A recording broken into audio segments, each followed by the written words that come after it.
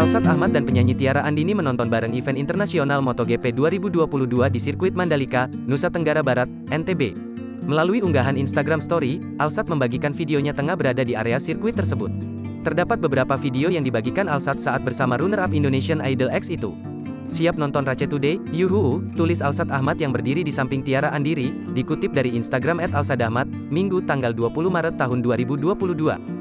Ternyata bukan cuma Tiara, ibunda Tiara juga ikut bersama mereka. Lagi di pit lane sama mama sama Tiara, ujar Alsat Ahmad sambil berjalan di video berikutnya.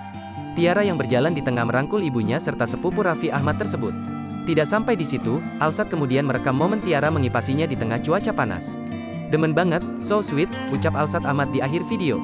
Sebelumnya dua pesohor muda itu sama-sama membagikan foto tengah menggendong anak kucing bersama. Menggumus titisan Selen buat jagain mamanya Selen, tulis Tiara Andini dan Alsat di Instagram dikutip kompas.com, Minggu tanggal 13 Maret tahun 2022. Banyak warganet menduga mereka